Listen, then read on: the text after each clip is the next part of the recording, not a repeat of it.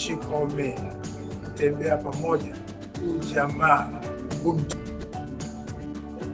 Sinodalidad es reconocer el protagonismo de todo el pueblo de Dios, laicos, clérigos, religiosos, todos juntos.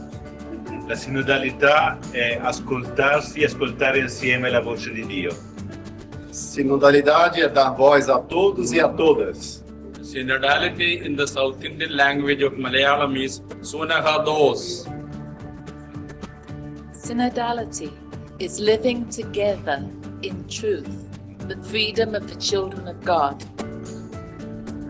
Sinodalità è unità plurale. Synodality is inclusion, participation, and co-responsibility. Sinodality คือศาสนาจักรที่ก้าวไปด้วยกัน Is-sinodalità tfisser il-ħidma tal-poplu tal-la flimkien biex inħabbru lil Ġesu mill-ġdid lid-dinja kollha.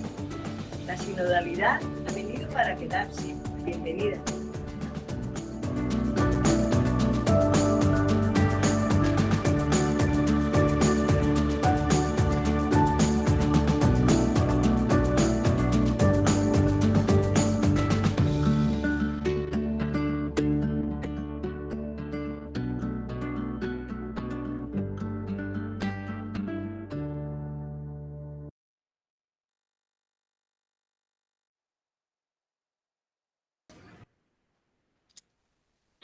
Muy buenas tardes, bienvenidos todos. Muy buenas tardes, bienvenidos todos. Iniciaremos hoy el último día de nuestras... Por venir y por compartir este día de reflexión sobre un tema tan importante. ¡Ay, Dios! O una visión tan importante como es la del Papa Francisco. Para el día de hoy vamos a recibir o vamos a saludar en primer lugar al excelentísimo Monseñor Enrique Parravano, obispo de la diócesis de Maracay, al ciudadano presbítero doctor Homero Díaz, rector del Centro Diocesano de Formación Teológico Pastoral San Justino, a la ciudadana doctora Norma Parra de Castillo, subdirectora académica, al presbítero doctor Jesús Díaz Dajer, coordinador del convenio de la USAR con la diócesis de Maracay, al equipo de profesores del Centro Diocesano de Formación Teológico Pastoral San Justino, a los alumnos y exalumnos de este Centro Diocesano de Formación. Asimismo, saludamos a los ciudadanos conferencistas que nos acompañan el día de hoy, al presbítero licenciado Alain Mendoza, a Bertelena Fuenmayor Torres, al magíster Gustavo Adolfo Maraima Berra y al doctor Rafael Luciano. A todos, señoras y señores, bienvenidos.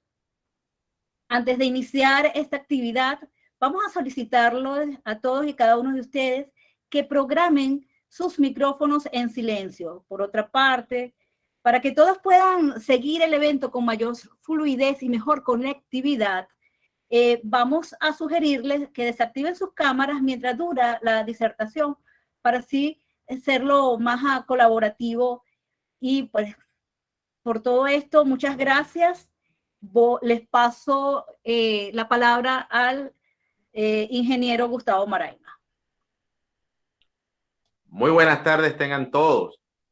Tal como les dijo la doctora Bertelena, complacidos. El día de hoy concluimos nuestra jornada formativa. Le damos la más cordial bienvenida a cada uno de ustedes que nos han acompañado en estas segundas jornadas teológicas Educar para la Sinodalidad, organizadas por el Centro de Formación Teológico Pastoral San Justino de la Diócesis de Maracay. Hoy continuaremos nuestro caminar juntos en este sendero de saberes y encuentros como comunidad de fe y como espacio de conocimiento. Las segundas jornadas de actualización teológica se llaman Educar para la Sinodalidad. Tiene como objetivo generar un espacio de reflexión teológica sobre el acto de educar en la sinodalidad, desde ella y para ella. Para lograr esto, se han articulado 4 ponencias que ofrecen una mirada diversa sobre esta realidad, donde distintos actores involucrados en el proceso de enseñanza-aprendizaje de la teología ponen a nuestra disposición sus perspectivas sobre la educación y el camino de transformación que está viviendo la Iglesia cuando asume el camino de reforma sinodal. El presbítero Alain Mendoza, vicario pastoral de la diócesis, ofreció una mirada desde la agenda pastoral diocesana. La magíster Bertelena Fuenmayor abordó la sinodalidad desde un enfoque dialógico novedoso, ecumenismo y sinodalidad. Ayer continuamos la jornada con la ponencia del magíster Gustavo Maraima, quien disertó sobre la enseñanza de la teología en clave sinodal.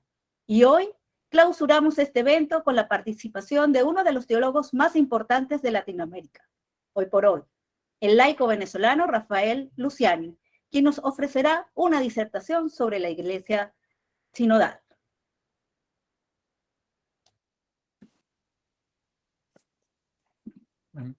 Un gran abrazo a todas las personas que se han conectado y las que siguen luego esta conferencia, compartir más que todo sobre el tema de la sinodalidad.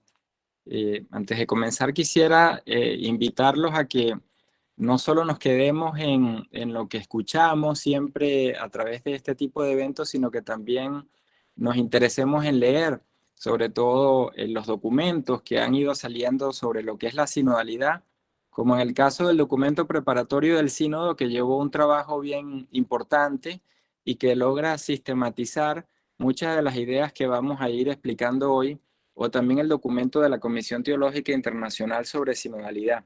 Ahí tienen grandes recursos que permiten profundizar pues este tema. Voy a compartir la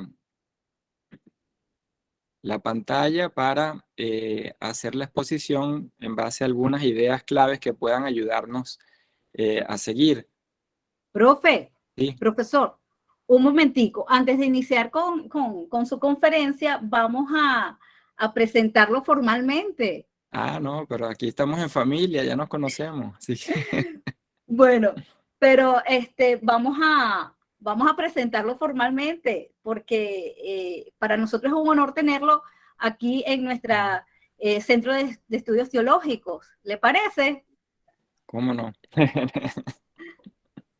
Bueno, realmente el doctor Luciani tiene una cercanía especial con quienes hacemos vida en el Centro San Justino y agradecemos esa disposición y ese gesto de él en acompañarnos el día de hoy. Pero indudablemente es oportuno que conozcamos quién nos acompaña hoy. El día de hoy, en el cierre de estas segundas jornadas teológicas, nos acompaña Rafael Luciani Rivero. Es un laico venezolano, doctor en teología por la Pontificia Universidad Gregoriana de Roma, donde también estudió la licenciatura en teología dogmática.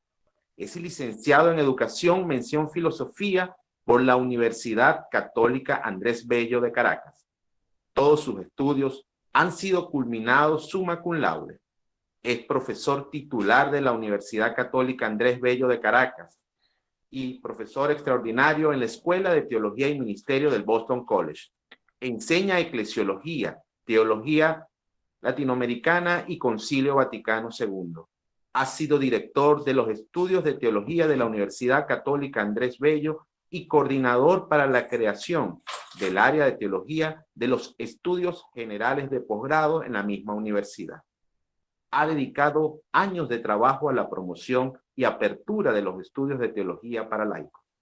En la actualidad sirve como perito del Consejo Episcopal Latinoamericano y es miembro del equipo teológico asesor de la presidencia de la Confederación Latinoamericana de Religiosos.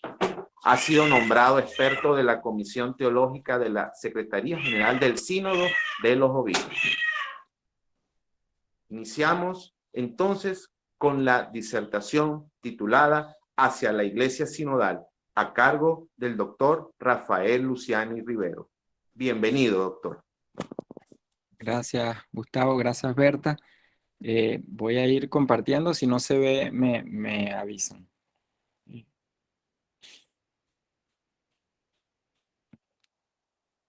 Ahí logran ver la lámina, ¿verdad? Perfecto, doctor, perfecto. Okay. Bien, quisiera compartirles 6 puntos tratando de enfocarnos en las ideas fundamentales de lo que es la sinodalidad, entendida hoy en día bajo el pontificado de Francisco y lo que esto representa para una renovación eclesial. Un primer momento lo dedicaremos pues a la eclesiología del sínodo. ¿En qué se basa este llamado la sinodalidad? A partir del Concilio Vaticano II y en la Constitución sobre la Iglesia, la Lumen Gentium. Y luego vamos a ir viendo en qué consiste en lo concreto a través de las prácticas de escucha, las prácticas de discernimiento, las tomas de decisiones y cómo esto influye en una nueva manera de ser y de vivir en la iglesia y de operar en la iglesia, a la cual cada uno y cada una de nosotros está llamado a convertirse, ¿no? A cambiar la mentalidad para poder también reformar las estructuras.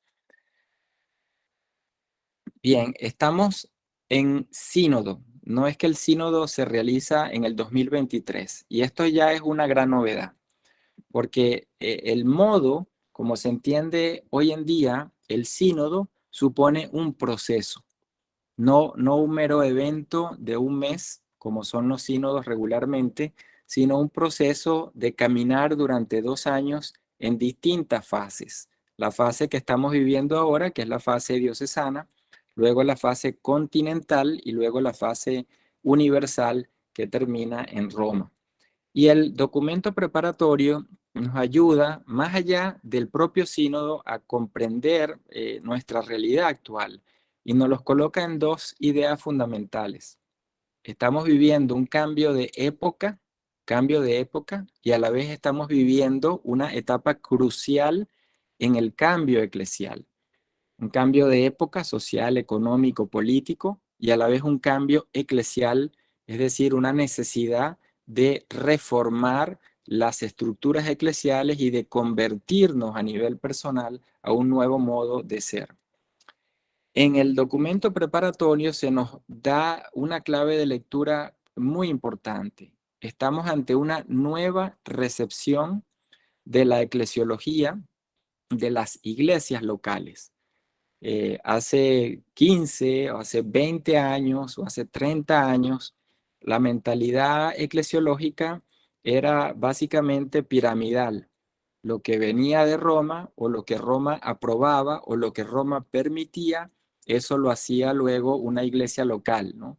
Es decir, en una diócesis. Sin embargo, el Vaticano II había privilegiado a las iglesias locales en el Lumen Gentium, que es la Constitución dogmática sobre la iglesia. En el número 23 es un número fundamental porque se nos dice que eso que llamamos iglesia universal, eso que llamamos iglesia en general, solo existe en la concretez de la iglesia particular, es decir, en un lugar, lo que llamamos la diócesis, o también lo que se dice la porción del pueblo de Dios, que es una diócesis. De manera que cuando decimos iglesia universal, nos estamos refiriendo a una comunión entre iglesias locales y no a una entidad abstracta que no sabemos dónde existe. Por eso hablamos entonces de una comunión de iglesias que dan forma a lo que es la iglesia universal entendida desde esa comunión. Y para ello, la sinodalidad entonces se inicia desde ese nivel de las diócesis, que es el nivel donde nace la iglesia, donde se hace la iglesia. ¿Y cómo se inicia este proceso sinodal?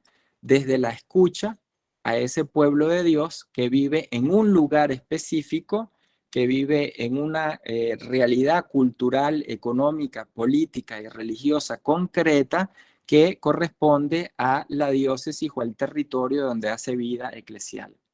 ¿Cuál es la pregunta fundamental de un modelo sinodal? En el número 26 que tienen en la lámina del documento preparatorio lo dice: ¿cómo estamos caminando hoy? ¿Cómo estamos caminando juntos hoy en la propia iglesia particular? La pregunta no es por la iglesia genérica, abstracta, sino por el mundo de vida de la iglesia local en la que yo hago y construyo vida eclesial. Y por ello, la pregunta se complementa también con un porvenir, ¿no? ¿Qué pasos he de dar que el Espíritu me está llamando para poder caminar juntos y construir iglesia, pueblo de Dios. ¿Cuál es el problema muchas veces? Esta pregunta que ya la planteaba era Congar, el famoso perito del concilio, teólogo dominico, que fue muy importante, influyente, antes, durante y luego del concilio en la renovación eclesial. Y él decía, ¿qué eclesiología estamos viviendo? Podemos haber estudiado una eclesiología muy avanzada y saber mucho acerca de la iglesia como pueblo de Dios, pero ¿cuál es la eclesiología que se vive y que en nuestros imaginarios, en nuestras relaciones y en nuestros conceptos está dada, ¿no? Por ello, la primera pregunta para saber eso es revisar, como dice el número 6 del documento preparatorio del sínodo, si en nuestra realidad eclesial el clericalismo sigue estando presente como una deformación del ejercicio de la autoridad. En otras palabras, una cultura de los abusos, y el documento es muy claro al decir abusos de poder, abusos económicos, abusos de conciencia, abusos sexuales, es decir, una cultura eclesial donde el abuso muchas veces se ha hecho tan normal que ni siquiera nos escandaliza cuando ocurre. Y por otra parte, el documento entonces dice cómo cambiar esta cultura de los abusos, una cultura clericalista, una cultura de la corrupción, dice el mismo número al final. La conversión que supone la participación de todos y todas en el pueblo de Dios. Y aquí está una clave de lo que es una iglesia sinodal. Si no hay participación de la totalidad del pueblo de Dios, no estamos en una iglesia sinodal, sino en una iglesia piramidal, donde hay partes que se relacionan entre sí de una manera piramidal, es decir, con subordinaciones, relaciones de subordinación y relaciones de sometimiento, pero no son relaciones que liberan y que nos constituyen en sujeto. Por ello, Francisco ha sido muy claro desde el inicio de su pontificado y ha dicho con palabras muy fuertes que el clericalismo es una perversión. Esto significa que es algo institucional que se ha hecho sistémico y que no es un problema que se vive solo en una parroquia, en un grupo, sino que toda la estructura eclesial y la formación que ofrece la estructura eclesial tiende muchas veces a reforzar esta manera piramidal y autoritaria de ser y de hacer y de obrar en la iglesia. Por ello, informes, cantidad de informes, y luego les comparto esta lámina para que pueda ser distribuida, cantidad de informes que se han hecho en la actualidad sobre el problema del clericalismo coinciden con lo que dice el Papa, que el problema es de la estructura, de la mentalidad, y por tanto es una verdadera perversión, como dice arriba, porque desprecia al pueblo de Dios. Es decir, no nos reconocemos entonces sujetos, sino objetos y por tanto en relaciones que dañan, que deshumanizan. La Conferencia Episcopal Alemana, siguiendo lo que ha dicho el Papa Francisco desde el 2014, hizo un estudio y llega a decir que, abajo tienen, el clericalismo lleva a que el sacerdote tenga una actitud de dominio sobre los individuos no ordenados, en las interacciones. ¿Y en qué se basa? En la creencia de que es superior por el hecho de ser ministro ordenado. Es lo que el Papa llama el complejo del elegido, que la Conferencia Episcopal Alemana explica cómo desde el ministerio ordenado se puede creer a alguien que es más que quien no es ordenado. Por ello es tan importante entonces la gran pregunta que se hacía Congar y que sigue siendo actual. ¿Cuál es la eclesiología que vivimos en nuestros imaginarios, en nuestras relaciones, en nuestras estructuras, en las parroquias, en cualquier ámbito de la vida diocesana donde hacemos iglesia? ¿Cuál es esa eclesiología? Y dice Congar algo muy importante que es lo que da origen a este renacimiento, ¿no? de la sinodalidad. Dice él en la lámina, en la parte inferior, que aún estamos lejos de haber sacado las consecuencias del redescubrimiento del hecho de que toda la iglesia es un único pueblo de Dios. Un único pueblo de Dios y la componen los fieles con los clérigos. Es decir, que no es que hay una iglesia de laicos y por otra parte una iglesia de ministros ordenados, y entonces los ministros ordenados se refieren a los laicos como los fieles. Esto ya es un indicio de una eclesiología piramidal. Por eso dice este teólogo Congar, la iglesia es un único pueblo de Dios. Es decir, la compone la totalidad y esto supone desclerizar nuestra concepción. Esto nos lleva entonces a el sínodo hoy en día.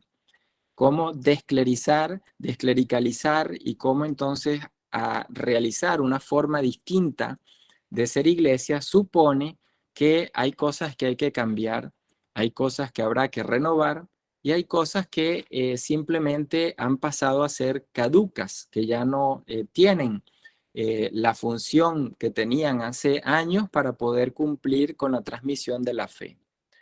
Y esto es algo normal en la iglesia y no hay que tenerle miedo a la expresión reforma, porque la reforma en la iglesia ha sido un proceso constante. La reforma gregoriana, el Concilio de Trento, distintas maneras en las que la iglesia a lo largo de 2 milenios se ha venido reformando continuamente según los contextos, según las dinámicas de las épocas, según las necesidades para cumplir su misión. Por eso, hoy en día, el planteo de una reforma se hace desde esta expresión. ¿Cómo caminamos juntos? ¿Qué significa caminar juntos? Y 2 son los ámbitos de revisión, las mentalidades y las instituciones. ¿Cómo son nuestras mentalidades? Mentalidad sinodal. ¿Cómo son nuestras instituciones y cómo funcionan? ¿Cuál es el modelo institucional? En cualquier institución de la sociedad existe un modelo detrás que le hace funcionar de una manera o de otra. Hoy en día, la sinodalidad pregunta a la iglesia si el modelo institucional, cómo se organiza, cómo funciona, es y responde a la sinodalidad o no. Por ello, la reforma es un llamado que el concilio hace, y tienen ahí un número del concilio, UR, que es el documento sobre la Unitatis Redintegratio, que en el número 6 dice con toda claridad que la iglesia necesita una perenne reforma. Y Evangelii Gaudium del Papa Francisco en el número 26 toma ese número del concilio y lo incorpora en precisamente la exhortación que da sentido a todo su pontificado. Y puede entonces decir, la iglesia está necesitada en cuanto institución de una reforma permanente. Por ello, hemos de reconocer que a la luz de este pontificado y con el llamado a un sínodo sobre la sinodalidad, es decir, sobre la iglesia, estamos en un tiempo de conversión y estamos en un tiempo de reforma. Y esto significa que no podemos separar la conversión espiritual de las reformas de las instituciones estructurales. Sería como decir, bueno, yo cambio la mitad de mi persona, pero la otra mitad no la cambio. Cuando hablamos de la iglesia, pueblo de Dios, es una totalidad. Para que cambien las instituciones, tenemos que cambiar también el modo como nos relacionamos. Y para que cambie el modo como nos relacionamos, las instituciones tienen que ser aptas para poder acoger a nuevos modos de relacionarnos. Y esto entonces es lo que decía Congar. Reformas espirituales y estructurales a la vez, a la vez. La gran pregunta entonces es si solo es necesaria una reforma que toque el ámbito espiritual y privado, o es algo más allá de eso lo que hoy en día se requiere. Y por ello entonces dice Congar, el elemento espiritual es importante, tiene su eficacia, pero no es suficiente si no está integrado a una visión más integradora de la totalidad de la vida eclesial. Porque si no, se la relegamos al plano de lo privado. Por eso lo estructural y lo espiritual van unidos como un todo. Hay cosas que podemos superar, ciertamente. Hay cosas que podemos renovar también, pero también hay una necesidad de crear cosas nuevas. Aparecida en la quinta conferencia del Episcopado Latinoamericano, la Conferencia General de Aparecida, nos dice en el número 365 y en el número 367 que tenemos que abandonar estructuras caducas. ¿Por qué? Porque ya no favorecen a la transmisión de la fe. Si yo hago las cosas como las hacía hace 10 años y todo el progreso mental y de las instituciones en la iglesia ha variado inmensamente en estos 10 años, si yo sigo actuando como entonces, la transmisión de la fe hoy no tiene frutos, porque no asume las mediaciones que hoy en día existen para que se pueda dar esta transmisión de la fe. Y Aparecida entonces llama a reformas que sean espirituales, pastorales e institucionales, lo que decía Congar, una visión integral, espiritual, pastoral e institucional. De ahí que hemos de preguntarnos en cualquier proceso de cambio, ¿cuáles son las instituciones que tienen que ser superadas en el modo como fueron hechas, pero que hoy día no responden? Cuando el Concilio de Trento asumió la creación de los seminarios, antes no existían. Es decir, que la iglesia tomó conciencia de que necesitaba una estructura nueva. O cuando creó las parroquias nacen con el Concilio de Trento. Antes la iglesia no tenía parroquias. ¿Qué significa eso? Que creó estructuras que respondían a esa época y a la necesidad de la iglesia para cumplir su misión en esa época. Hoy en día la pregunta es esa, ¿no?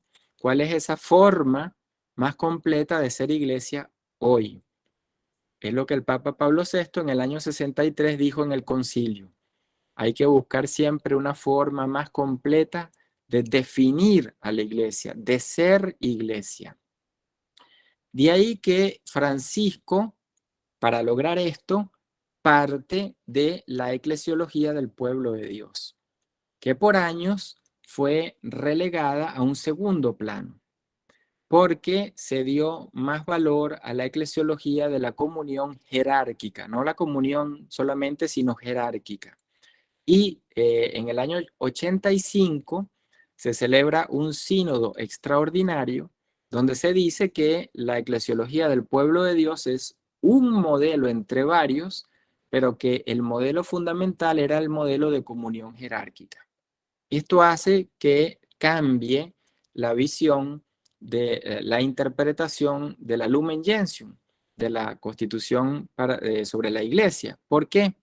Porque en esa Constitución se nos dice lo siguiente, que acá en palabras del cardenal Suenens, en esta lámina, nos los explica. Suenens fue el gran mentor, el gran arquitecto del capítulo segundo de la Lumen Gentium, que es el capítulo que se dedica al pueblo de Dios. En el capítulo primero habla sobre la iglesia como misterio. El capítulo segundo habla la iglesia como pueblo de Dios. Luego sigue el capítulo tercero sobre la jerarquía. ¿Qué significa el capítulo segundo? Dice el cardenal Suenens en el primer párrafo en la lámina. Se ha dicho que al invertir el capítulo, inicialmente previsto como tercero, para ponerlo como segundo, es decir, el de pueblo de Dios, al tratar primero del conjunto de la iglesia como pueblo de Dios y a continuación, capítulo 3, sobre el servicio a este pueblo, se ha hecho una revolución copernicana. ¿Qué significa esto? Que si el capítulo segundo, pueblo de Dios, viene antes del de la jerarquía y luego del laicado y el de la vida religiosa, es para decirnos todos los sujetos eclesiales, obispos, laicos, laicas, religiosos, religiosas, presbíteros, son fieles unos iguales a los otros en derechos y en deberes por el bautismo. La teología bautismal es rescatada Y por tanto, la iglesia, pueblo de Dios, modelo del capítulo 2 de Lumen Gentium, pasa a ser el modelo central para comprender lo que significa ser iglesia en su totalidad. Esto lo hace el documento preparatorio del siguiente modo en el número 12 y en el número 13. Nos constituimos en pueblo de Dios, o sea, no estamos hechos, nos constituimos, nos vamos haciendo. Luego, esto se basa en asumir la teología del bautismo. ¿Por qué la teología del bautismo? Porque como explica el documento, nos da auténtica igualdad entre todos en cuanto a la dignidad y a la acción común, a todos los fieles. Cuando decimos fieles, es todo sujeto eclesial, no son los laicos, son todos los sujetos eclesiales. Por tanto, el bautismo entonces abre a la vez la diversidad. Cada sujeto eclesial aporta lo que puede desde su propio ser y desde su propia vocación. Y por eso el número 12 habla de la multiforme riqueza de carismas, vocaciones, ministerios, dones, servicios, etc. Por eso el bautismo es la fuente de lo que nos hace miembros fieles del pueblo de Dios, iguales en dignidad, iguales en deberes y en derechos, y llamados a construir una iglesia de la diversidad en la que existan muchos distintos carismas, vocaciones y ministerios. De ahí entonces que la sinodalidad, ¿en qué viene a consistir desde esta teología del bautismo?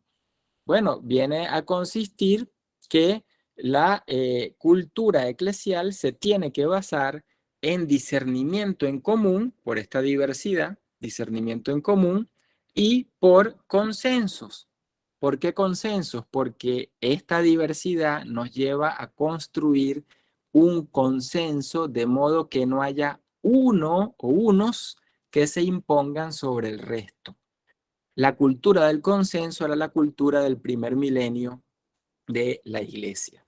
Por eso el Concilio Vaticano II, en la voz de Monseñor Deschmet, que tienen en la lámina, que fue también otro de los grandes mentores de la eclesiología del pueblo de Dios, dijo en el concilio: en el pueblo de Dios todos estamos unidos los unos con los otros y tenemos las mismas leyes y deberes fundamentales. Todos participamos del sacerdocio real del pueblo de Dios, y entonces aquí viene la novedad de la expresión fieles. El Papa es uno de los fieles, como son los obispos, sacerdotes, laicos, religiosas. Todos somos los fieles. A veces en una homilía vemos que quien predica ve hacia el público que está sentado y dice: ustedes los fieles. Eso es un error eclesiológico y eso es una negación de la eclesiología del pueblo de Dios.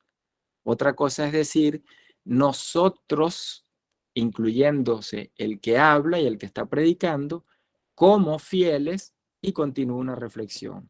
Es decir, la palabra fiel, Christi fideles en latín, es muy fuerte porque nos dice que todos somos por el bautismo sujetos con igual dignidad, con igual derechos y con igual deberes en la iglesia. ¿Cómo entonces se reconoce este valor igualitario que nos otorga el bautismo? A través del Sensus Fidei, el número 12 de la Lumen Gentium, que es citado en el número 13 del documento preparatorio del sínodo. El número 12 de la Lumen Gentium dice que ese sentido sobrenatural de la fe de todo el pueblo, no de algunos en el pueblo de Dios, desde los obispos hasta los últimos de los fieles laicos, presta su consentimiento. Es decir, llega a una relación en la que todos van confluyendo en cosas de fe y costumbres, pero como totalidad, como cuerpo orgánico y como cuerpo corresponsable.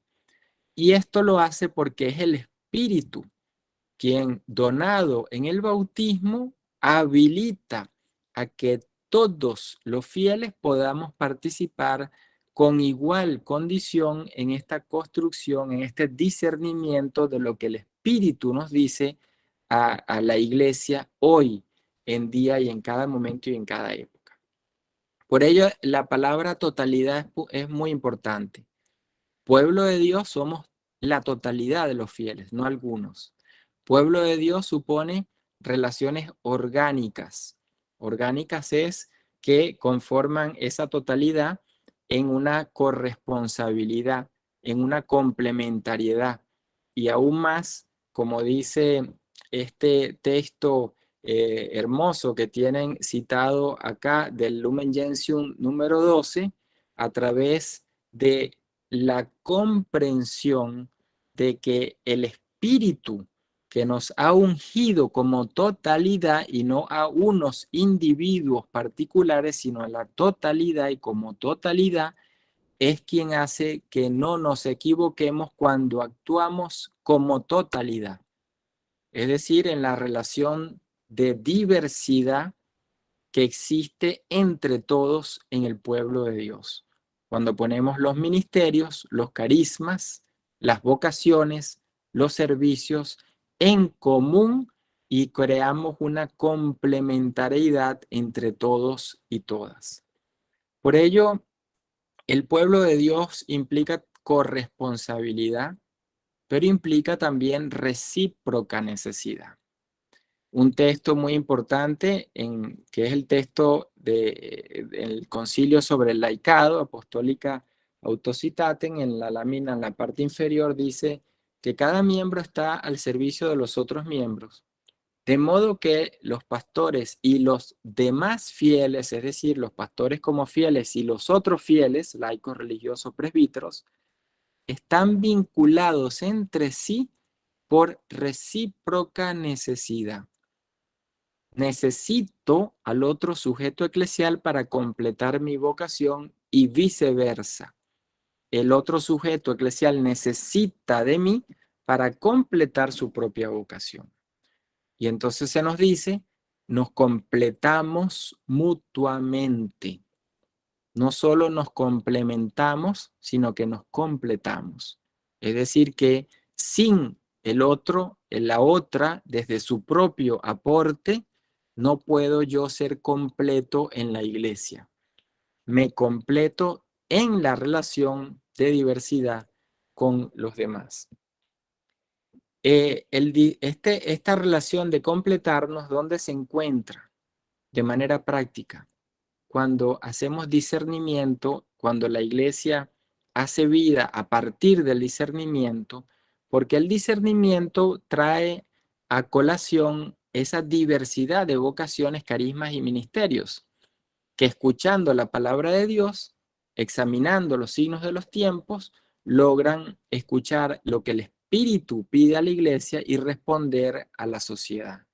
De manera que el discernimiento no es simplemente una práctica individual, sino es lo que hace a la iglesia. Si una parroquia, por dar un ejemplo, que tiene distintos movimientos eclesiales, grupos de acción pastoral, no crea un espacio conjunto de todos esos grupos para discernir juntos lo que es la vida y la misión de la iglesia en esa comunidad, quiere decir que no hay una iglesia sinodal, no hay una iglesia que discierne, sino cada uno hace según lo que el grupo quiera hacer, según la vocación del grupo, pero no hay una vida en conjunto, no hay un caminar juntos. Por ello, la sinodalidad que representa en nuestro contexto actual, un desafío, porque es un modo nuevo, es algo nuevo en cuanto al modo como la iglesia se entiende, modo de ser, y cómo opera y actúa y funciona, modo de operar. Y Francisco dice que es para el tercer milenio, es decir, un modelo institucional que debe marcar a la iglesia en este nuevo milenio. Durante el discurso que dio en el 18 de septiembre, que lo tienen ahí, del 21, unas semanas antes de la apertura del sínodo, él dijo que la sinodalidad expresa la naturaleza de la iglesia su forma, su estilo, su misión, y decía, hablamos de una iglesia sinodal. No es un título entre otros títulos, sino lo que define a la iglesia. Y esto es fundamental porque cuando decimos sinodalidad no es lo que Francisco dijo, definió, y entonces cuando Francisco no esté se acabó la sinodalidad. La sinodalidad es lo que define a la iglesia misma. Y por eso el sínodo sobre sinodalidad es un sínodo sobre la iglesia misma, que quiere revisarse, que quiere renovarse y que tiene que buscar un modelo institucional nuevo para el tercer milenio. Y es lo que dice la Comisión Teológica Internacional en ese documento que invito a leer sobre la sinodalidad como la específica forma de vivir y de obrar de una iglesia pueblo de Dios. El reto está en buscar un nuevo modelo institucional. Y como decía anteriormente, esto lo ha hecho la iglesia siempre.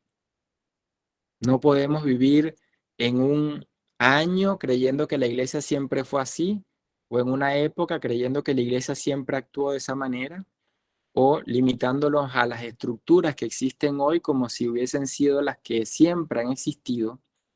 Vivimos una iglesia en transición hoy en día, una iglesia en búsqueda de un modelo nuevo institucional. Y por tanto, lo que en su momento hizo la Reforma Gregoriana en el siglo XI o el Concilio de Trento en el siglo XVI o el Vaticano II en el siglo XX, en el siglo XXI queremos profundizar esa búsqueda de un modo de ser iglesia distinto y por tanto entramos en una transición, una búsqueda, un discernimiento, una manera nueva que queremos construir pero que aún no la tenemos y que si no la hacemos entre todos y todas no habrá tal modelo. Porque el modo como se hace el modelo define al modelo mismo. Caminando juntos y no algunos es que podemos tener una iglesia que se acostumbre a ser de esa manera siempre y no cuando está en crisis.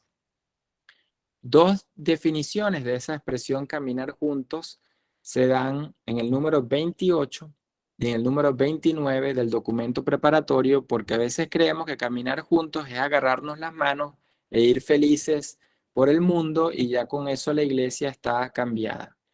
Dice el número 28 que caminar juntos se refiere a las relaciones y a las estructuras, las comunidades, y pone el caso de las parroquias, cómo nos relacionamos, o sea que algo que va profundamente a la raíz del modo de ser iglesia y del modo de articular la iglesia en la sociedad, las parroquias o todas las obras que la iglesia tiene.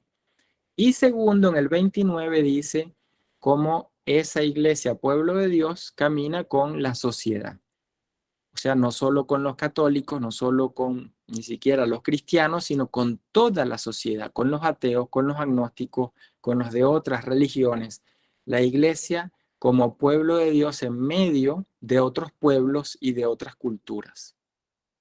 Los modelos institucionales de una iglesia sinodal suponen prácticas. Pueden haber muchos modelos, pero prácticas que sean sinodales tienen que ser características de los modelos que podamos construir a nivel de iglesia en este tercer milenio. Prácticas son escucha, diálogo, discernimiento en común, no discernimiento individual, participación de todos, contribución de todos. Es decir, que estas prácticas son las prácticas que darán un cambio al modo de ser y al modo de operar. Para poner un ejemplo, si la iglesia se acostumbra a escuchar permanentemente, no es lo mismo a que escuche cuando esté en crisis. Si la iglesia se escucha, dialoga después de la escucha de manera permanente, se puede revisar continuamente y no cuando venga una situación de crisis. Y así el discernimiento. Cuando discierne en común de una manera normal y permanente en su praxis continua, entonces el discernimiento pasa a ser una praxis que ayuda a tomar decisiones en la iglesia.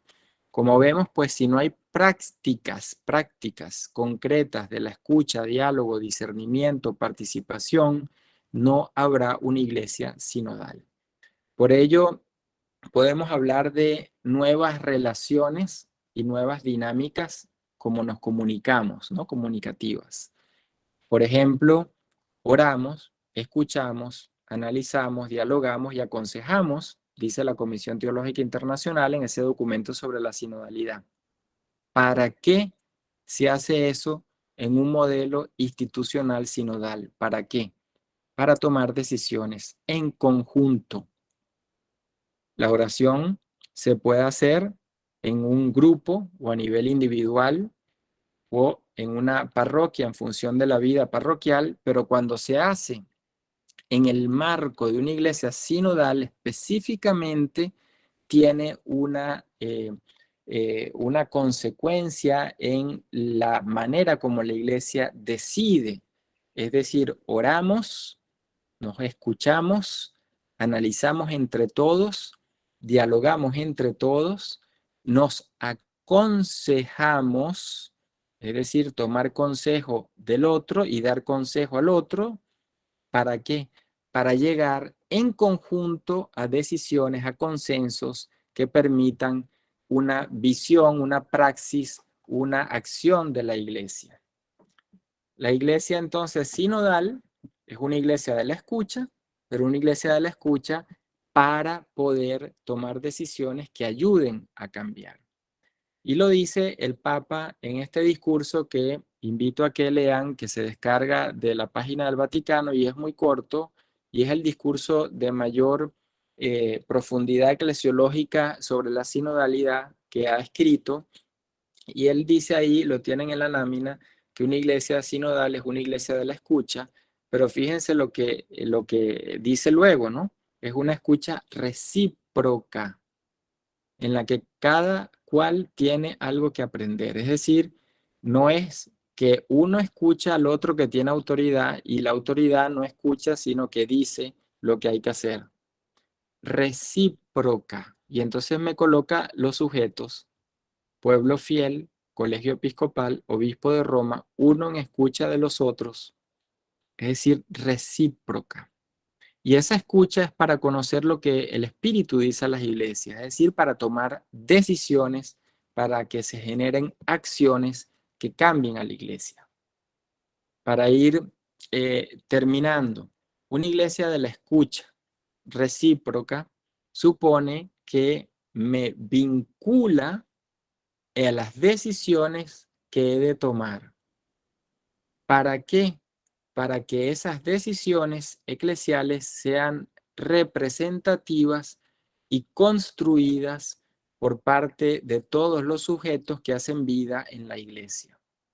Eso no significa que pensemos iguales todos, ni que tengamos que construir una especie de totalitarismo del pensamiento en la iglesia, cuando eso es lo que queremos superar de modelos anteriores de la iglesia.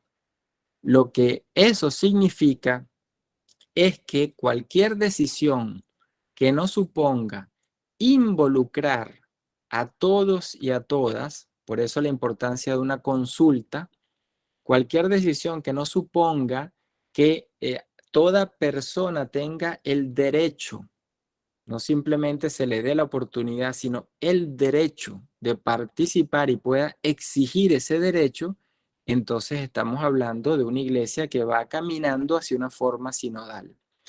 Y por ello, criterios para lograr esto son la escucha al evangelio, como hemos dicho antes, también la oración, cuando releemos nuestra vida y los acontecimientos de nuestra historia, nuestra sociedad, nuestro país, nuestra diócesis, nuestra comunidad, nuestra familia, pero sobre todo el último aspecto que tienen en la lámina. Cuando aprendemos a descubrir que el Espíritu se presenta también a través de la confrontación de puntos de vista diversos. Porque solo cuando los puntos de vista diversos se manifiestan con libertad, puedo construir consenso.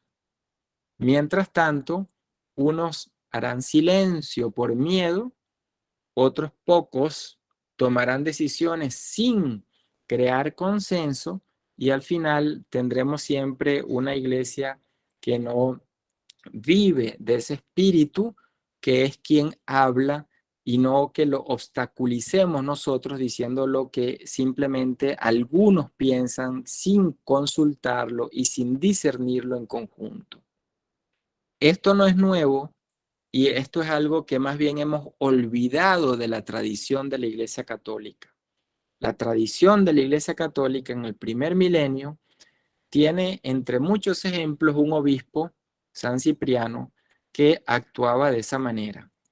Él decía que tomaba consejo del presbiterio para todo lo que iba a decidir y ese consejo lo llevaba a la construcción de un consenso con el pueblo de Dios, es decir, con el resto de los fieles.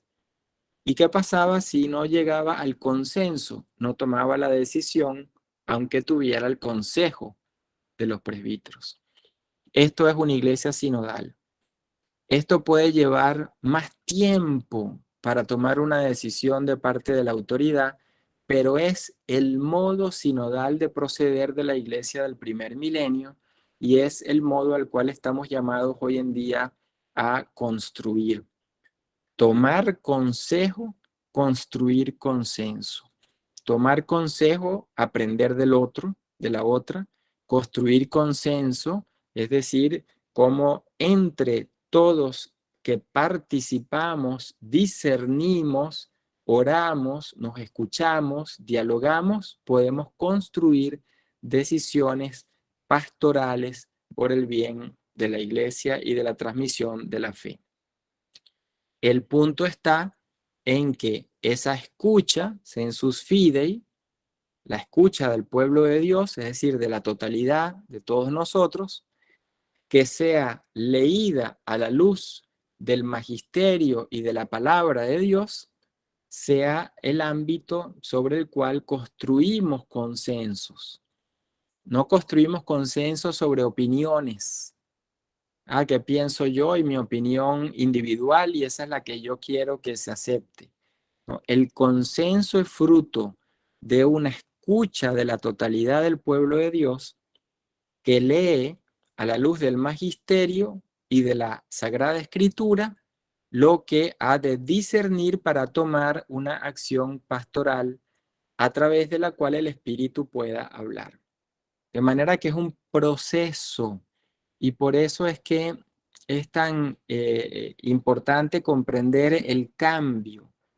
Es un modelo que llega más lento a la construcción de una decisión, pero en el camino puede humanizar porque va integrando, porque va construyendo el consenso y porque no impone una idea sin el discernimiento en conjunto. Por ello estamos entonces en una nueva cultura eclesial llamada a construirse, que supone escucharnos mutuamente, recíprocamente, aprender a elaborar decisiones juntos para que la toma de decisiones de parte de la autoridad sea fruto de un proceso de escucha, de elaboración con todos y todas, y luego entonces viene la decisión. Por eso el problema no es quién toma la decisión, sino cómo se construye la decisión que se toma. Eso es lo que hoy en día una iglesia sinodal también discierne. Las decisiones corresponden a un proceso de construcción. La toma de decisión está vinculada a ese proceso de elaboración de una decisión. Podemos entonces dar tres aspectos donde podemos desde ahí pensar la sinodalización de la iglesia o cómo dar esa dinámica sinodal en todo lo que hacemos en la iglesia. Estilos de vida sinodal, estructuras, instituciones que funcionen sinodalmente y procesos y acontecimientos continuos en nuestra vida eclesial. Estilos se refiere a la manera ordinaria de vivir, en la escucha como algo propio, natural del ser de cada uno, de cada una en la iglesia.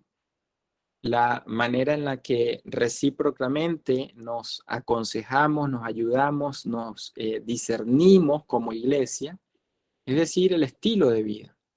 Pero ese estilo de vida pasa por el hacer nuestra vida eclesial desde la escucha comunitaria, el discernimiento comunitario, la participación de una vida eclesial, es decir, de una comunidad que vive y celebra su fe, y por tanto de la totalidad del pueblo de Dios.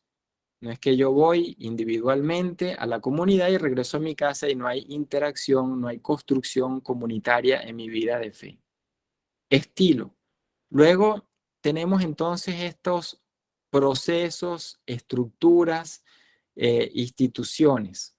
Cuando hablamos de procesos, decía anteriormente que son modos de ser, de funcionar y de organizar en la iglesia que pueden ser más lentos.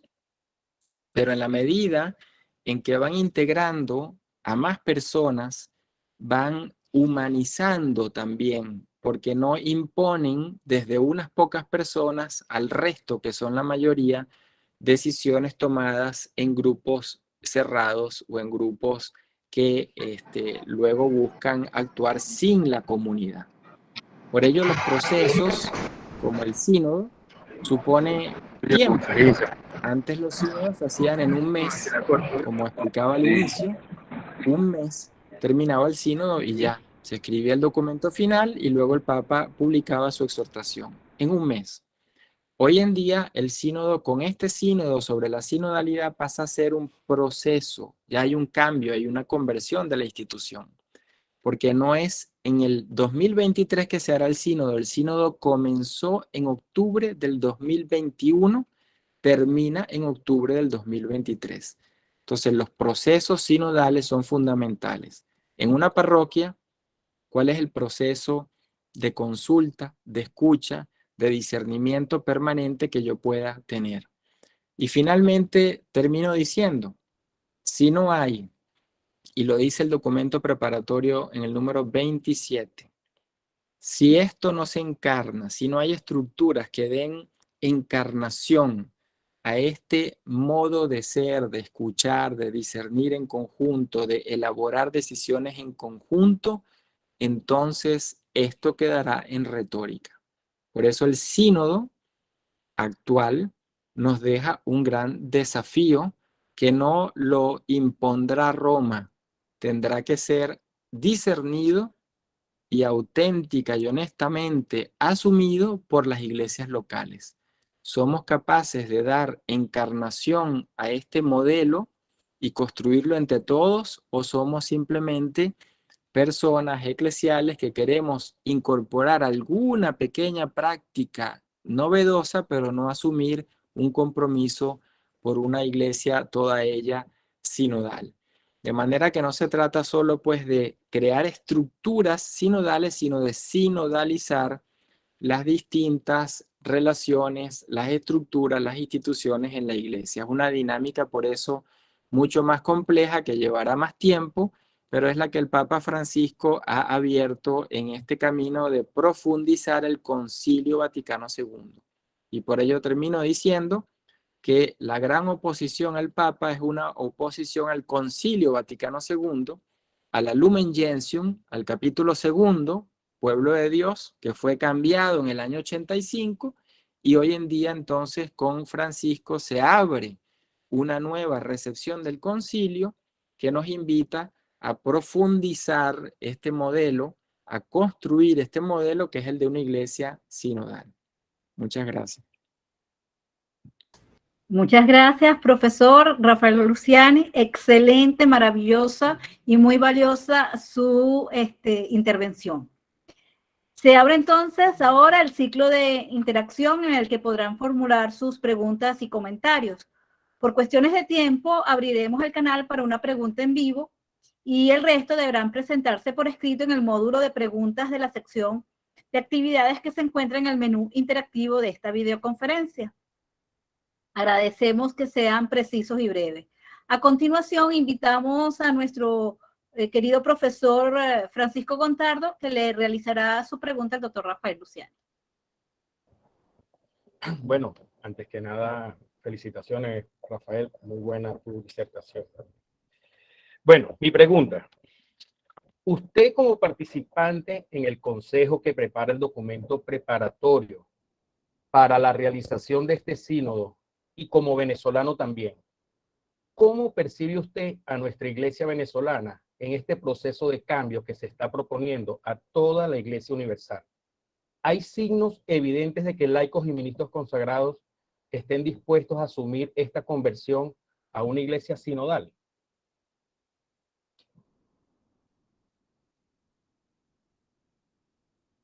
No se escucha, profe, no se escucha. Ponga el micrófono. Perdón. Gracias, gracias. En la Secretaría del Sínodo hay 4 comisiones. Una es la teológica, donde estoy yo, pero luego hay una de espiritualidad, una de metodología y una de comunicación. Y se hace un poco la lectura a nivel global, ¿no? Y uno va descubriendo que no se puede decir como nadie está haciendo o todo el mundo está haciendo, ¿no? Hay muchos matices. Entonces, en una iglesia, en caso de la iglesia venezolana, hay experiencias que conozco y conocemos que están siendo ahorita modelo, y hay otras experiencias que no mueven a nadie, ¿no? Y que tampoco buscan realmente incorporarse. Entonces, hay de todo. Lo que sí hemos dicho, y está en el documento preparatorio en el Vademecum, es que cuando un párroco o cuando un obispo en mi diócesis no quiere integrar mi propio aporte, hay la dirección de email a la cual se puede hacer un grupo donde hace un aporte y se envía directamente a la Secretaría del Sínodo. ¿Por qué se incluye eso? Porque se sabe la realidad de que algunas parroquias o algunas diócesis no asumen el proceso como debe ser. Pero están apareciendo sorpresas muy interesantes y de donde menos lo esperábamos. En España, hace 2 días salió, y hoy salió otra noticia más de 2 diócesis que están haciendo unas propuestas que jamás se imaginamos que iban a salir de España y de esas diócesis. Propuestas como la opción del celibato, y salió 2 diócesis que recogieron de lo que fue consultado y no fue en ningún momento censurado, está en lo que han recogido. Es decir, que está dándose una experiencia también muy interesante, porque el clamor o el hablar de las personas en las comunidades ha hecho presión en el sentido positivo para que se incorporen cosas y no se quiten las cosas que decimos en las comunidades, ¿no? Entonces yo creo que hay un elemento bonito de que están apareciendo cosas que no veíamos, y ciertamente hay situaciones donde no se mueve una parroquia o no se mueve una diócesis, y eso es parte de cualquier proceso de cambio, ¿no? El Concilio Vaticano II, cuando terminó, recordamos que muchísimas personas se salieron de la iglesia y muchos presbíteros dejaron el ministerio, y religiosas dejaron también sus órdenes. ¿Por qué? Porque toda transición supone una crisis. Cuando yo me aferro al modelo que existe y digo, bueno, esto es lo que es, y cualquier novedad, eso va contra la iglesia. Entonces supone siempre una transición, la necesidad pues de pasar una crisis, ¿no?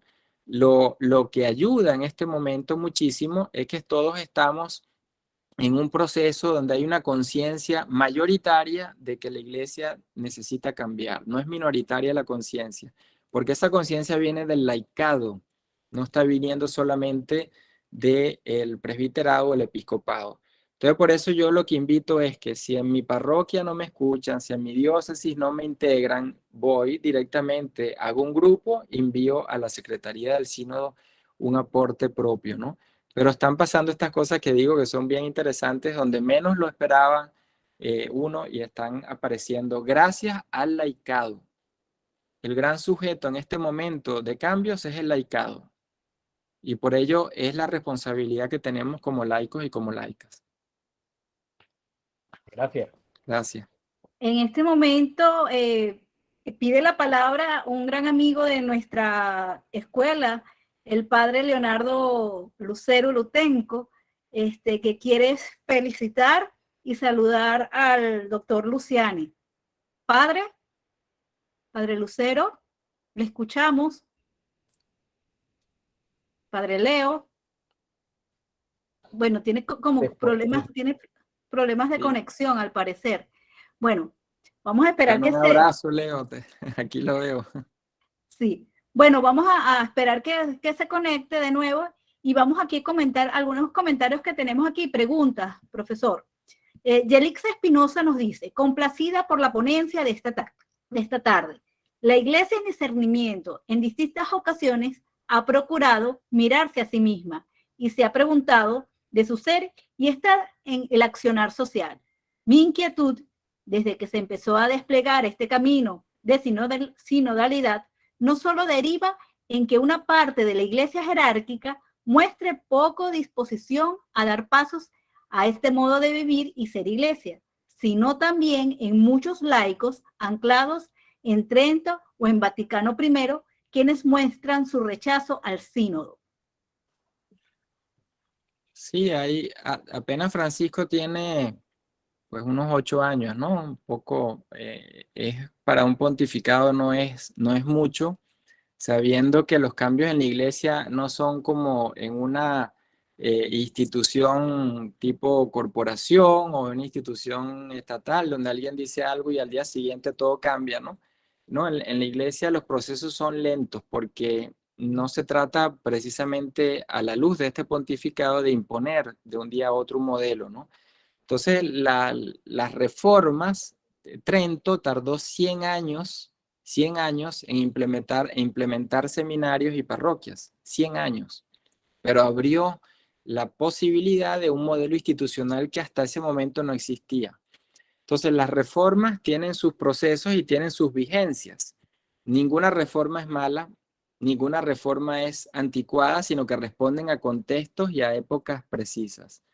Hoy en día estamos en una situación análoga a los procesos de reforma y a lo que sucedió después del concilio. Por eso, lo que nosotros estamos haciendo será para la próxima generación.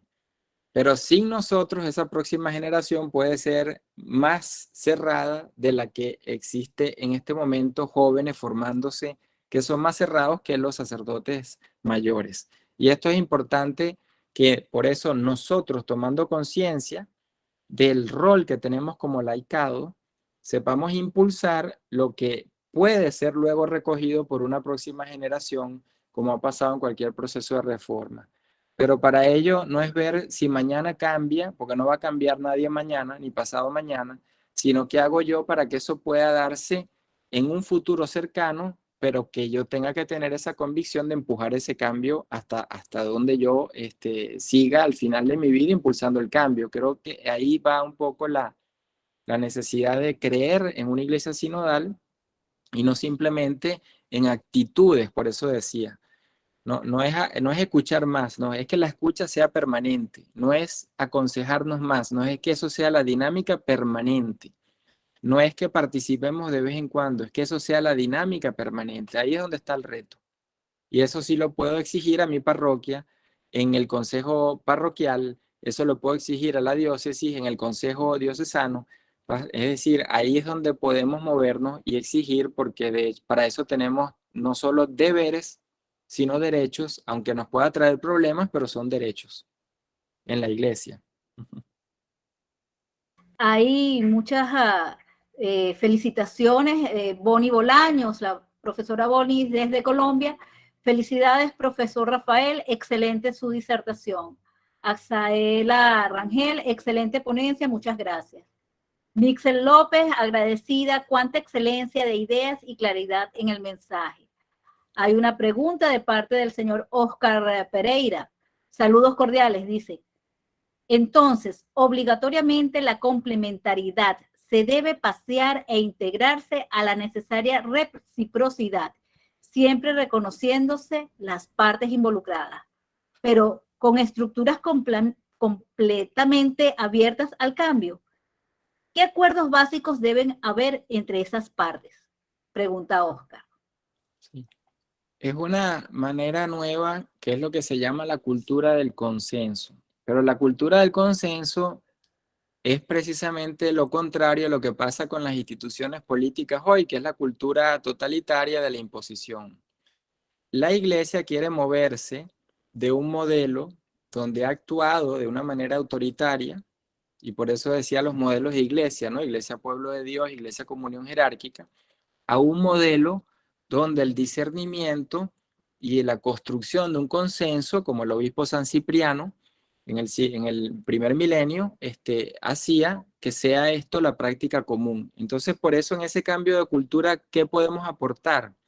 Aprender de la sociología, aprender de los modelos que existen de ciencias políticas parlamentarias, de discusión, de debates, de disenso, aprender de la psicología, cómo manejar disensos, cómo construir un diálogo, cómo no gritarnos, insultarnos, sino llegar a una construcción de elementos donde yo tengo que dejar cosas que pienso y tengo que integrar cosas del otro y viceversa, en esa reciprocidad y en esa complementariedad, ¿no? Entonces, en este momento lo más importante es qué elementos podemos aportar para que esa nueva cultura del consenso se dé. ¿Por qué? Porque ¿cómo es posible que las grandes empresas hoy en día la tengan y nosotros como iglesia no? Hoy en día las grandes corporaciones trabajan en base a integración, en base a consenso, en base a complementariedad de disciplinas, y la iglesia parece que no ha asumido esta diversidad. Entonces, por ello es importante. Y un ejemplo muy concreto es la reforma de los consejos presbiterales, parroquiales y pastorales diocesanos, porque esas son las instancias más sinodales que existen, como dice el documento teológico internacional sobre la sinodalidad. Si en un consejo de esos existe diversidad, existe una persona que sea laica, una religioso, un presbítero, y a la vez distintas disciplinas, hay uno que estudió teología, el otro estudió economía, el otro estudió derecho, hay una complementariedad y el consejo es un ámbito de discernimiento entonces. Pero si todos los que están en el consejo son los amigos del cura y todos estudiaron o más o menos dicen lo mismo, ahí no hay esa manera de aprender a construir consenso, ¿no?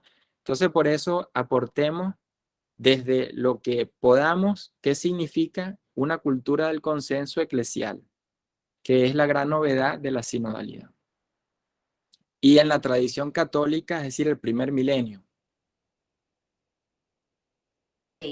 Aquí Rodrigo Acevedo nos pregunta, ¿el cambio de la estructura implica el cambio piramidal de nuestra iglesia?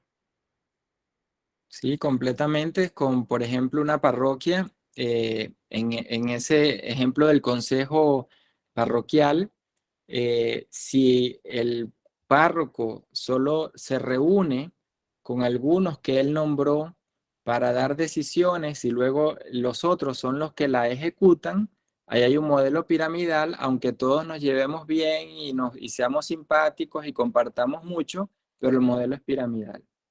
Si en mi parroquia existen 10 movimientos eclesiales, pero nunca se han sentado entre ellos a discernir el bien de la comunidad, sino que cada uno busca el bien del propio movimiento y simplemente hacen vida en el edificio de la parroquia, eso también es un modelo piramidal, porque no hay comunidad de discernimiento.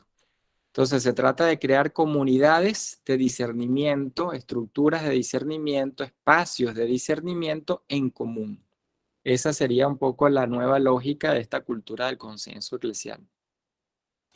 Mixel López pregunta, usted ha mencionado en alguno de sus escritos que la sinodalidad no debe verse como un mecanismo para cambiar lo que no nos gusta o aquello con lo que no estamos de acuerdo.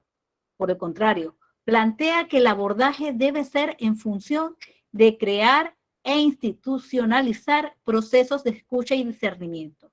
Pregunta entonces, ¿cómo puede concretarse esa institucionalización sinodal? Sí, cuando, por ejemplo, en cualquier comunidad eclesial encontramos distintas visiones, unas más conservadoras, otras más medias, otras más liberales, progresistas, y eso existe en todas las comunidades eclesiales con distintas proporciones, ¿no? No se trata de sustituir unas por otras, Eso es el gran, digamos, error que en la política se hace y en la iglesia eso es lo que no se debe hacer. ¿Qué es lo que en la iglesia sinodal se debe hacer? Que nos sentemos y nos veamos cara a cara y dialoguemos cara a cara entre esas distintas posiciones.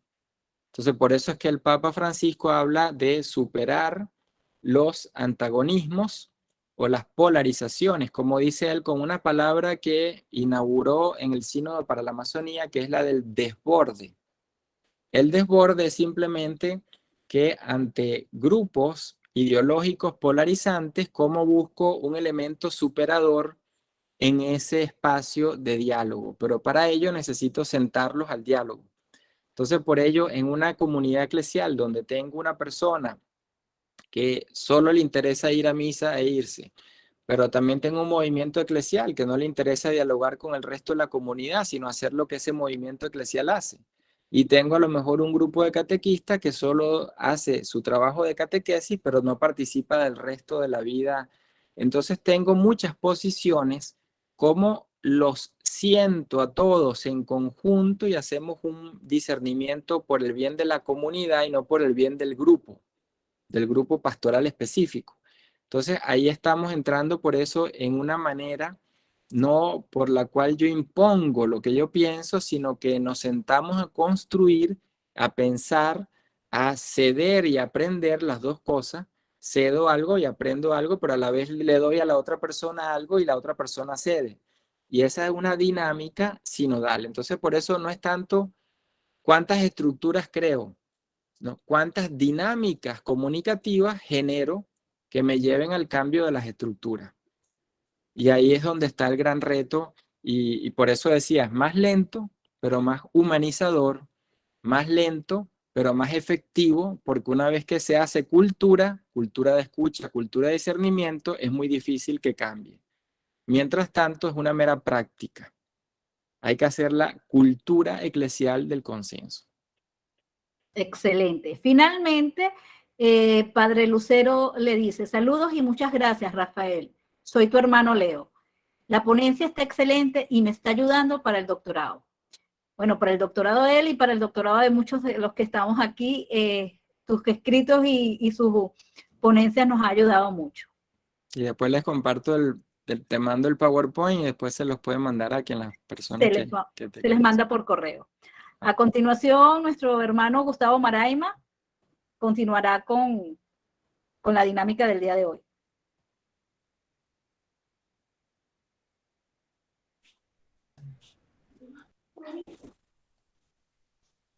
Bueno, una vez más damos gracias al doctor Luciani y gracias a cada uno de los que han participado remitiendo sus preguntas y comentarios. Han quedado muchas preguntas sin responder. Como entenderán, por cuestiones de tiempo es improbable que podamos dar respuesta a todas, pero estoy seguro que las mismas sean respondidas oportunamente vía correo, así que les agradecemos su participación en ese sentido. Adicionalmente, quería aprovechar este momento para recordarle a todos los participantes que esta actividad será certificada mediante la asistencia al menos del 75% de los encuentros. Quienes cumplan con este mínimo requisito podrán optar a ese certificado de participación. A continuación vamos a escuchar un mensaje que nos envía desde Málaga nuestro fundador, el fundador de la Escuela de Teología, el padre Félix Ramos Lores, quien pues muy entusiasmado a pesar de su edad, está muy complacido por las actividades que se están desarrollando aquí en el Centro de Formación Diocesana.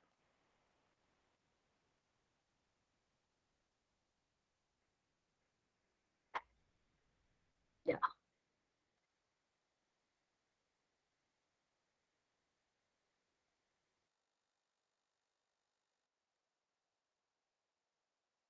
Dios te bendiga a ti y me los bendiga a todos. Ustedes son pioneros porque a pesar de la pandemia han seguido online, que llaman, muy bien. Yo les felicito totalmente por esa continuidad y porque al tratar el tema de la sinodalidad veo que están ustedes en la onda actual de la Iglesia. Qué bueno que la escuela sea como un acicate y un continuo campo de teología para los laicos.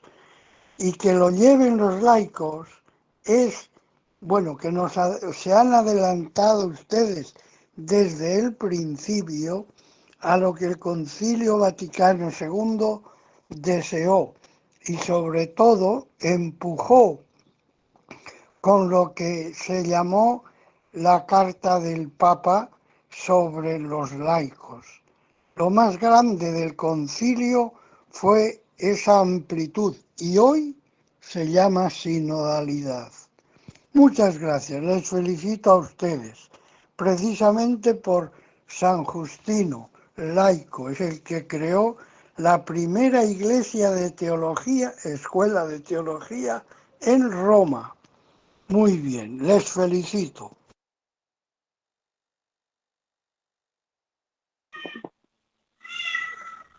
Queríamos entonces, antes de ir cerrando esta actividad,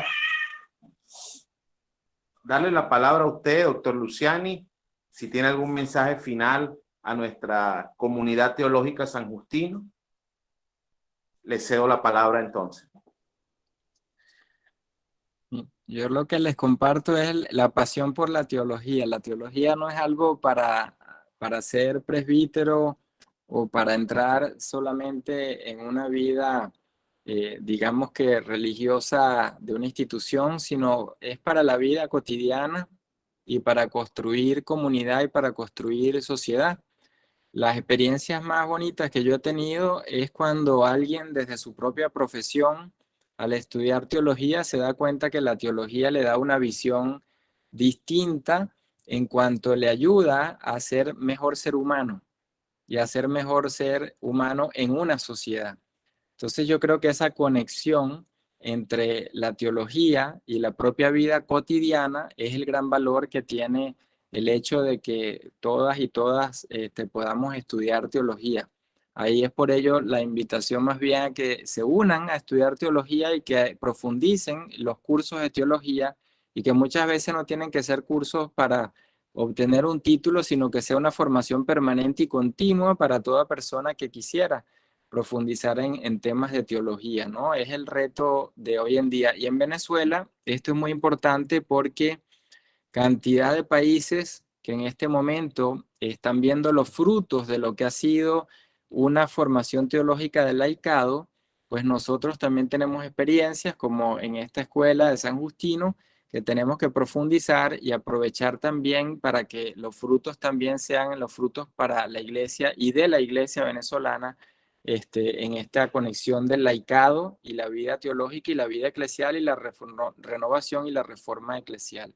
Por ello me parece tan importante que el laicado, que desde su propia vida en la sociedad sabe mucho más elementos para poder reformar a la iglesia que quien no tiene el contacto con esa cotidianidad que me permite comprender por dónde van los cambios del mundo hoy en día.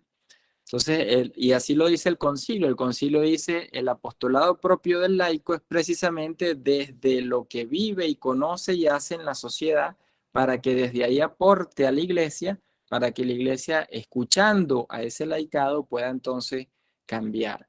Entonces es una responsabilidad que la teología nos puede ayudar mucho a hacer ese camino. Muchísimas gracias, doctor Luciani, en nombre del Centro San Justino. ¿Satisfechos? Entonces estamos con esta jornada y queremos informarle y compartir con la comunidad el aviso que estoy seguro todos deseaban escuchar. Todo el material, las disertaciones y ponencias que se han utilizado a través de estas 4 ponencias que nos han reunido en la segunda jornada de actualización teológica Educar para la Sinodalidad, estarán disponibles en primer lugar en nuestro canal de Telegram. Ya en el chat hemos colocado la dirección. También estarán disponibles vía YouTube, en el canal de la Escuela San Justino y en el canal de nuestro aliado académico, la Plataforma Teológica X. En ese sentido, agradecemos a todos los que han hecho posible la realización de esta jornada. Agradecemos a cada uno de los ponentes que depositaron su confianza en el equipo organizador y que nos han provisto realmente de una semana excepcional de actualización teológica sin precedente en nuestra diócesis. De nuevo, le damos las gracias a todos los que han hecho posible este encuentro y para ir despidiendo, invitamos entonces a que escuchemos un saludo de parte del Vicario General de la Diócesis de Maracay, presbítero José Gregorio Bracamonte, quien en nombre propio y del obispo de nuestra diócesis, Monseñor Parraván, dirige este mensaje a quienes hemos participado en el marco de esta jornada de actualización.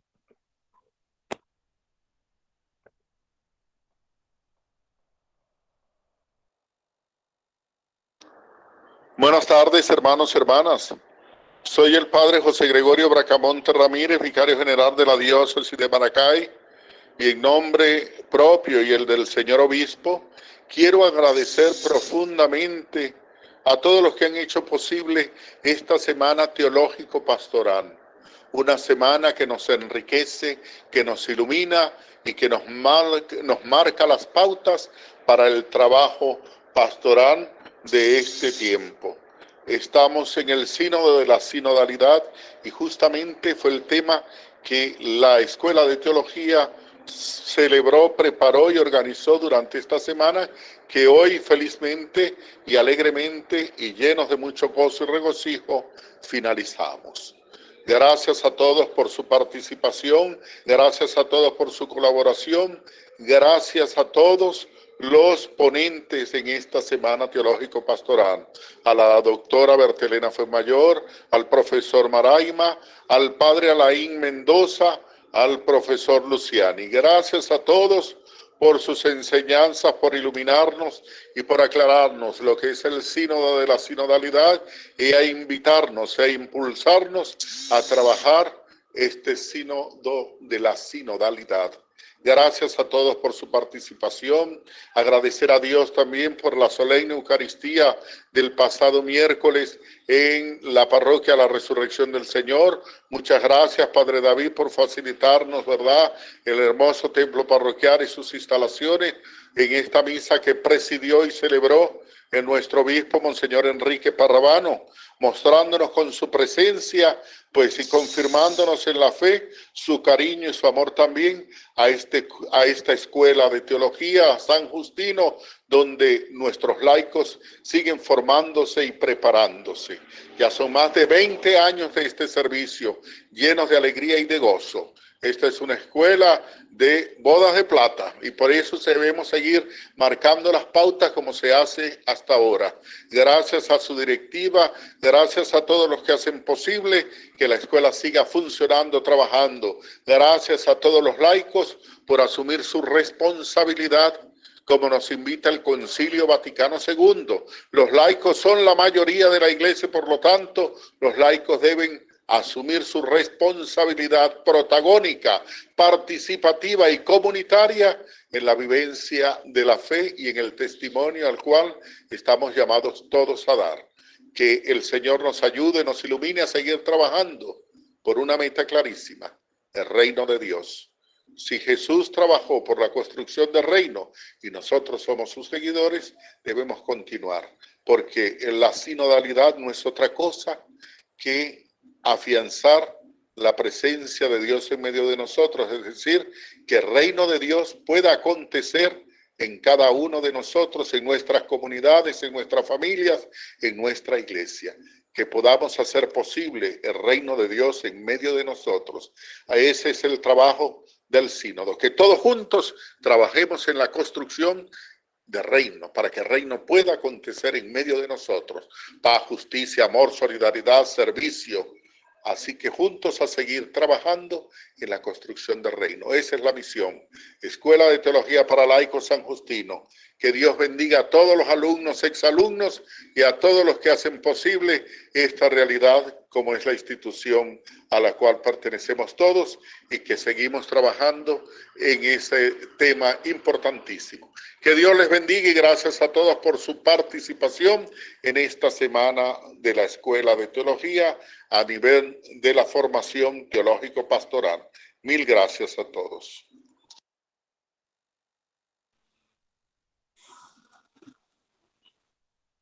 Damos entonces por concluidas las segundas jornadas de actualización teológica Educar para la Sinodalidad. Mil gracias por su compañía. Muchas gracias y feliz noche.